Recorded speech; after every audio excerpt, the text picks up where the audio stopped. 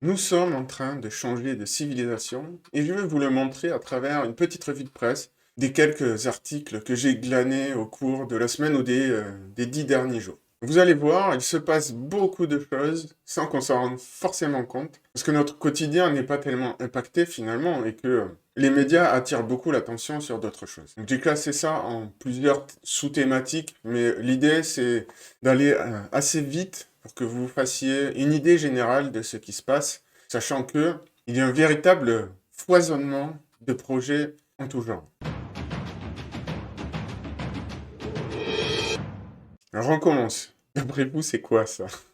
Bon, vous voyez que c'est assez immense. Bon, en fait, ben c'est comment dire, une ferme-usine qui fabrique des fraises. Et comme vous pouvez le voir, tout est automatisé. Donc, en fait, je ne sais pas exactement jusqu'où ça va parce que on n'a pas tous les détails. Je suppose qu'il y a quand même quelques humains qui s'occupent de l'usine, mais bon, grosso modo, il y a quasiment plus d'humains là-dedans. Et pourtant, ça produit massivement des fraises, pour le coup. Donc voilà le genre de projets qui sont en cours hein, et qu'on va retrouver dans d'autres domaines. Je vais vous en montrer d'autres un peu du même style. Sachant qu'en plus, là, c'est une usine qui utilise les énergies renouvelables. Voici un autre projet, un peu du même genre. Alors là, ce que vous allez voir, je vais vous le mettre en plus gros pour que ce soit plus clair. Voilà, c'est ça. Ce sont ces robots-là, en fait, qui construisent des murs. Ce sont des robots maçons.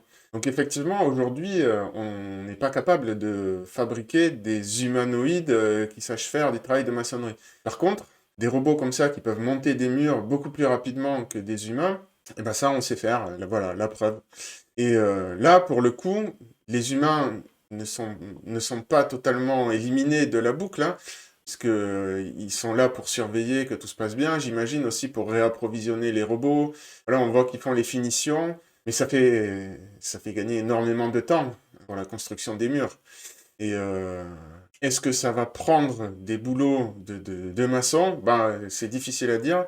C'est ce que je vous expliquais précédemment. C'est une question d'élasticité de la demande. Alors, dans l'immobilier, je pense que c'est pas hyper élastique. Surtout dans les pays développés où la natalité est en berne. Mais bon, en attendant, voilà où on en est et ça va forcément baisser le coût de production des maisons et accélérer le développement d'une manière ou d'une autre.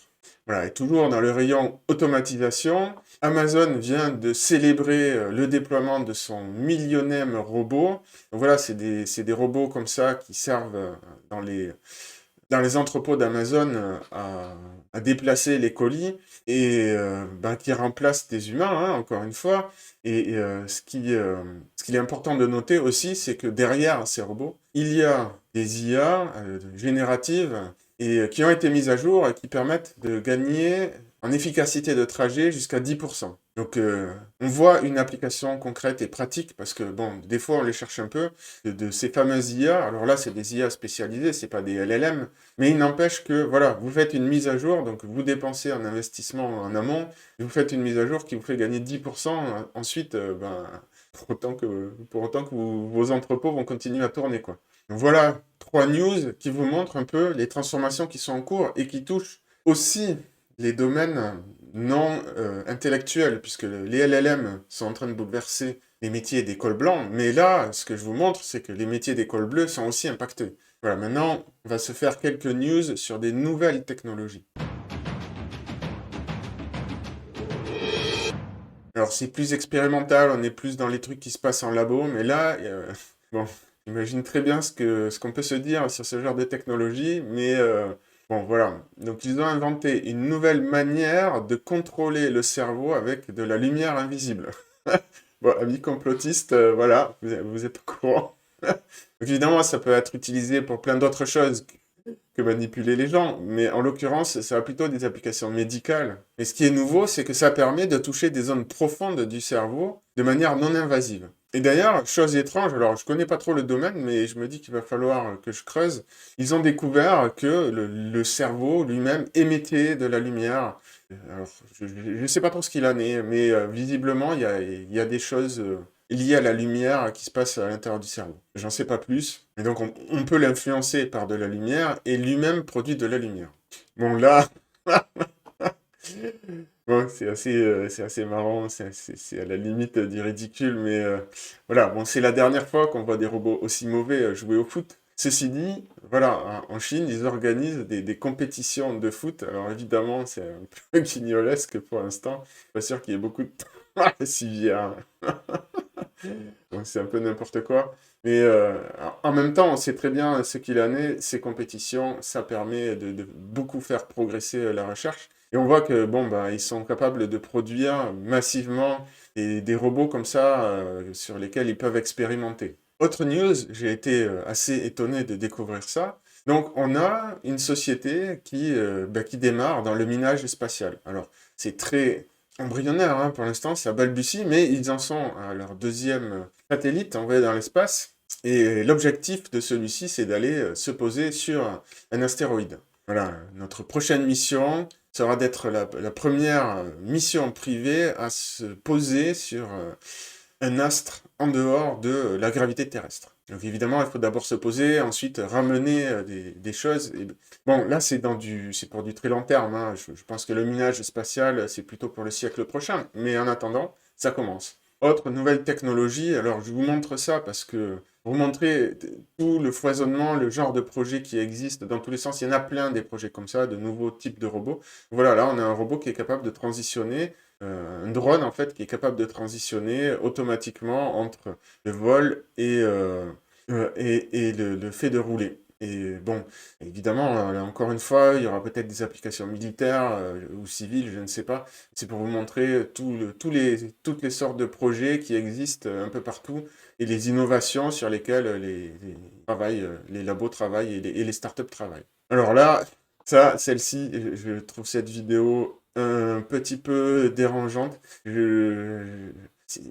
L'idée là, c'est de reproduire le plus fidèlement possible finalement un visage humain et les mimiques humaines. Donc on voit que le robot reproduit plus ou moins des expressions humaines. Alors bon, ce genre de projet, moi ça me met un petit peu mal à l'aise, je ne vais pas vous le cacher. J'ai du mal à comprendre le but qui est poursuivi derrière ces tentatives-là. Est-ce que c'est des gens qui, à terme, ils veulent transférer leur conscience, soi-disant, enfin, en des robots humanoïdes enfin, je ne sais pas. Pour le coup, ça m'intéresserait de savoir en commentaire ce que vous pensez de ce genre de projet. Moi, ça me laisse un peu dubitatif. Bon, maintenant, on va parler des défis, ou en tout cas des changements qu'on peut constater petit à petit, qui sont introduits dans la société à droite à gauche. Donc là, au Danemark, ils ont introduit une nouvelle loi qui fait que on a automatiquement le droit d'auteur sur notre propre image. Donc c'est pour lutter contre les deepfakes et la récupération des données par les IA. Bon, ça montre en négatif en fait les problèmes qui commencent à se poser avec les IA, la facilité aujourd'hui qu'il y a de prendre la photo et la voix de quelqu'un et de le reproduire sous forme d'avatar ou de faire des deepfakes qui sont difficiles, de plus en plus difficiles à détecter. Voilà, là, je vais vous mettre l'avis sur, pareil, les changements qu'on observe dans la société hein, liés à tous ces progrès, en tout cas tous ces changements technologiques. Donc là, c'est Fabrice Eppelboin, c'est un enseignant de Sciences Po, journaliste, entrepreneur aussi, qui donne son avis sur l'évolution de ce qui se passe en France. On est sur cette social-démocratie qui est en fin de vie, qui va probablement plus durer longtemps. Hein. On est à peu près dans la même période en France aujourd'hui, en 2025, que les États-Unis sous Biden en 2022-2023. Censure à lâche de toute forme d'opposition politique, discrète, hein, mais censure, dans l'espoir de garder le contrôle, avec pour seul effet de faire monter une opposition qui est très radicale. Alors, je précise que je le rejoins sur son analyse de fin de régime.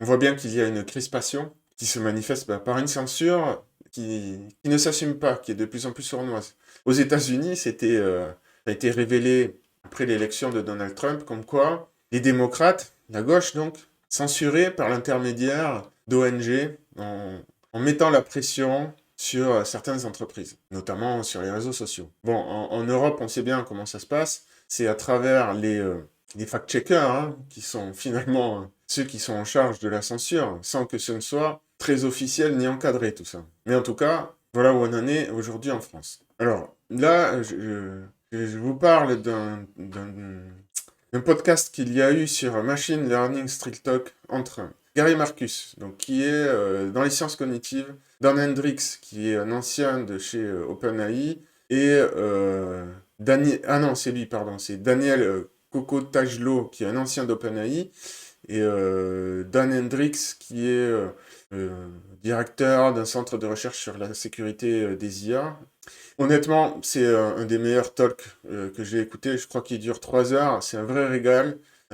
Il parle des 3 lignes rouges vers la super IA qu'il faudra surveiller et des problèmes d'alignement. Alors notamment, c'est vraiment super intéressant. Ils disent soit la GI ou la super IA, enfin bref, sera contrôlée par le gouvernement, et dans ce cas, bah, ça peut poser des problèmes de centralisation du pouvoir, puisque ça va donner un pouvoir gigantesque à une seule entité, soit la super IA ne sera pas contrôlable, auquel cas, c'est pas forcément mieux. Donc c'est une réflexion très intéressante sur ben, les problèmes liés à la super IA. Ensuite, Gary Marcus, je le connaissais pas, je l'ai découvert à travers cette interview, cet entretien. C'est pas quelqu'un, c'est pas un informaticien, donc lui il vient des sciences cognitives. Par contre, c'est vraiment extrêmement intéressant ces analyses sur les limites des IA. Donc là, ici, on a Daniel au centre, qui est l'auteur d'un site très intéressant, dont j'ai déjà parlé, hein, AI 2027. Voilà, Daniel Kokotajlo, qui décrit un scénario plausible de l'émergence des IA, de la super IA, pardon. Alors lui, il situe ça l'arrivée de la super IA en 2027. Alors moi, je pense que c'est beaucoup trop tôt. Je m'aligne avec Gary Marcus qui voit ça éventuellement, si on y arrive un jour, bien plus tard. Et ce qui est vraiment intéressant, c'est qu'il propose 2 scénarios. Apparemment, ils ont l'intention de l'enrichir avec d'autres sous-scénarios, mais un scénario où on est en plein dans la course à l'IA, et un scénario dans lequel les gouvernements, à un moment donné, s'entendent pour mettre en place une régulation. Ce qui ne change pas l'avènement de la super IA, ça la décale un peu. Par contre, ça permet, dans leur prospective, d'avoir un scénario quand même qui est plus sympa que l'autre. Il y en a un où la super IA est incontrôlable et elle est lancée directement sans aucun alignement et ça se passe mal pour nous. Dans l'autre cas, ça se passe beaucoup mieux. Donc, si vous avez un peu de temps pour lire ce genre de choses, si vous lisez l'anglais, je vous conseille vraiment d'aller le lire. C'est un peu comme le travail, je trouve, de Nick Bostrom. Alors, c'est pas un travail philosophique comme celui de Nick Bostrom, c'est plutôt un travail de prospective. Mais par contre, c'est vraiment intéressant pour réfléchir à la question. Voilà, alors dans la liste des défis, un des plus grands défis, je pense, qu'on va devoir relever, c'est la baisse incroyable de la natalité. Alors maintenant, on parle de fertilité ultra basse quand on dépasse le seuil des 1,3 naissances par femme. Et apparemment, il y a un paquet de pays qui en sont là. Et ce qu'on voit, c'est quand même assez alarmant, c'est que quand on regarde 2015, 2020, 2023 jusqu'à 2025, ça ne cesse de baisser. Alors évidemment, je suis allé regarder la Corée du Sud parce que là-bas, c'est un petit peu... c'est là où elle est la plus basse, la fertilité dans le monde. Et en 2025, il y a un petit frémissement à la hausse. Donc, à voir si c'est confirmé l'année prochaine, s'ils ont réussi à mettre en place des politiques depuis qu'ils ont déclaré l'état d'urgence démographique. Donc voilà, ils sont passés de 0,75 même pas, de 0,72 à 0,81. Corée du Sud ici. Bon, il y a quelques pays, alors la Moldavie, où on est passé de 1,87, ça remonte à 1,90, après être passé à un minimum de 1,61. Donc il y a peut-être des pays qui parviennent à redresser la barre, mais bon, comme vous voyez là, dans cette colonne du changement, la plupart sont en rouge, hein, et sévèrement en rouge. Hein. La Slovaquie, là, c'est pas bon. La Hongrie, ils sont dans la ultra basse fertilité, là, ils sont à 1,28. Le Canada, je savais pas, 1,23. Bon, voilà, bref. Porto Rico, 0,84. Oh là là. Le Chili, bon, ça touche tous les pays petit à petit. Hein. Et les pays qui ont encore une fertilité au-dessus du seuil de renouvellement, voient tous leur fertilité baisser. Hein. Voilà, alors, autre défi, c'est graphique. Voilà, donc là, ce que vous voyez, c'est les capacités de calcul. Donc, c'est les data centers qu'il y a dans le monde. Donc, voilà un peu comment ça se répartit. Donc là, vous avez Microsoft, plus grosse capacité de calcul, AWS, bah, c'est Amazon, et Google. Et donc ça, ce sont, vous l'avez deviné, les Américains. Les 2 tiers des capacités de calcul mondiales, c'est les Américains. Ensuite, vous avez Alibaba, Huawei et Tencent, ce sont les Chinois. Et après, ben voilà, il reste quelques petites barres ici, et là-dedans, bah, vous avez l'Europe et le reste du monde. Donc l'Europe, c'est la partie, c'est ça là. Voilà, c'est la partie en violet. Donc vous avez OVH plus quelques autres.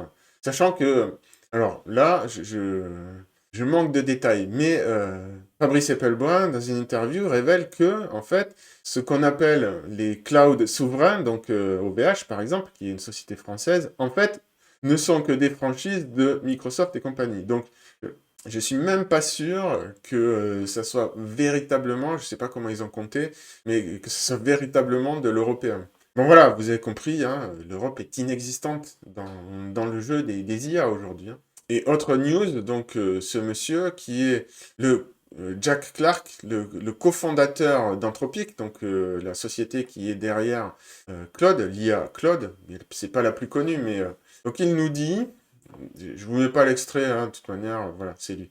Il nous dit que les technologies véritablement transformatives, donc qui vont véritablement changer la société, sont attendues à partir de la fin 2026. Alors, c'est quand même quelqu'un là qui est en train de témoigner devant le Congrès, donc je pense que ne peut pas dire n'importe quoi. Euh, bon voilà, vous avez vu déjà ce qui est en train de se passer aujourd'hui avec tout ce que je vous ai montré un peu à droite à gauche. Donc lui, il dit, bah, c'est pas encore gratté, on a fait que gratter la surface. Donc, je ne sais pas si... c'est difficile de savoir ce que pensent vraiment ces gens, parce que d'une part, il y a... bon voilà, ce sont des chefs d'entreprise, ils peuvent pas dire, ah non, notre truc ça marche pas, on sait pas où on va, on tâtonne, enfin bref, ils ont des investisseurs derrière, donc ils peuvent pas dire n'importe quoi. D'un autre côté, il y a pas mal d'idéologies aussi qui se mêlent là-dedans, mais bon, voilà. Donc, difficile de savoir, mais en tout cas, j'ai quand même été assez étonné qu'il annonce une date aussi précise. Qu'est-ce qu'il sait qu'on ne sait pas? Est-ce qu'ils se disent qu'il leur manque juste encore un petit peu plus de capacité d'entraînement derrière, mais ou peut-être qu'il traduit un consensus dans l'industrie, je ne sais pas. Mais en tout cas, en gros, hein, on n'a encore rien vu, hein. C'est ça qu'il nous dit, hein. Voilà, maintenant, on va regarder un petit peu rapidement les licenciements liés aux IA. Les annonces. Donc, Microsoft a annoncé se débarrasser de 9000 employés, à peu près 4% de la société. Alors, c'est pas annoncé comme étant la faute des IA, mais évidemment, c'est difficile de ne pas y songer. Alors là, il y a quelqu'un qui dit ce n'est pas à cause des IA, c'est une correction hiérarchique, qui vient de la hiérarchie. Donc, en gros, c'est trop de complexité hiérarchique dans l'administration de Microsoft. Mais bon, si c'était la seule annonce, donc voilà, ici, on a le PDG de Ford qui annonce que l'IA va remplacer littéralement la moitié des cols blancs. Donc des boulots, des bureaucrates, d'intellectuels. Là, bon, ben, c'est énorme. Donc est-ce que c'est pareil? Est-ce que c'est la même chose finalement, hein? Là, ici, quand ils disent ils mettent les hiérarchies de managers au régime, mais bon, ben, finalement, c'est la même chose ici, sauf que là, ils disent que c'est à cause des IA, hein. Voilà. Là, autre société, Globant, c'est une multinationale dans les domaines des technologies et le développement de logiciels, argentine. Et là, pareil, ils virent 3%, donc pour le coup, environ 1000 employés à cause des IA. Là, pour le coup, c'est directement attribué aux IA. Voilà. 2 dernières petites news. Dans le domaine des LLM, pour le coup, alors, Sakana AI, c'est une boîte qui expérimente pas mal de choses dans le domaine des IA, et là, c'est vraiment hyper intéressant. Ils ont développé une nouvelle méthode d'entraînement des LLM qui, plutôt que de leur renseigner des choses, leur demande elle-même d'enseigner des choses, de devenir professeur. Et apparemment, ça marche extrêmement bien. Donc, plutôt que de leur demander de résoudre des problèmes, il leur demande d'enseigner des problèmes. En fait, bah, c'est pareil pour les humains. C'est bien connu et j'en parle dans mon e-book Olympic Learning, disponible sur ma boutique. Vous saurez absolument tout sur comment apprendre, notamment grâce aux IA, comment apprendre de manière efficace. Et l'un des secrets, c'est effectivement d'enseigner. Pour apprendre quelque chose, il faut l'enseigner. Voilà, après, dans cet e-book, ça va plus loin. On va voir les neurosciences de l'apprentissage, les protocoles pour être hyper concentré et bien d'autres choses. Mais n'empêche que c'est assez marrant qu'ils aient utilisé ça pour enseigner aux IA, enfin pour entraîner les IA et que ça marche super bien. En fait, ça marche pour les IA comme pour nous, c'est assez étonnant. Et dernière news, donc récemment, vous avez dit que Mark Zuckerberg était en mode désespéré parce que la Mac 4, il s'est planté avec la Mac 4, hein, ça a fait un vrai fiasco, quoi. Et il s'est rendu compte qu'il était en train de perdre la course aux IA. Donc là, ben, il a mis les gros moyens derrière et ça avait pas l'air de trop marcher au début, mais bon, finalement, quand on aligne les millions, voire les milliards, ben en fait, voilà, il a réussi à débaucher pas mal de monde chez OpenAI, hein. Donc là, c'est une vraie hémorragie du côté d'OpenAI, que voilà, ils ont tous participé au modèle phare. Donc, il a même réussi à récupérer chez Anthropic, mais et chez Google aussi, Google Gemini. Mais bon, il y en a beaucoup qui viennent de chez OpenAI, hein. Et ce sont pas des ingénieurs de seconde zone, ce sont ceux qui ont participé à la création des modèles principaux, hein. Voilà, tout ça pour vous montrer, pour vous donner une petite idée de tous les changements qui sont en cours, dans tous les domaines, à tous les niveaux. Je ferai bientôt un focus sur le domaine médical, parce qu'alors là, ça n'arrête pas, c'est quasiment tous les jours, il y a des percées médicales. Alors c'est souvent dans les labos, ça ne veut pas dire que c'est directement accessible pour nous sous forme de traitement, mais il n'empêche que, vous allez voir, il se passe beaucoup de choses sur ce front-là aussi.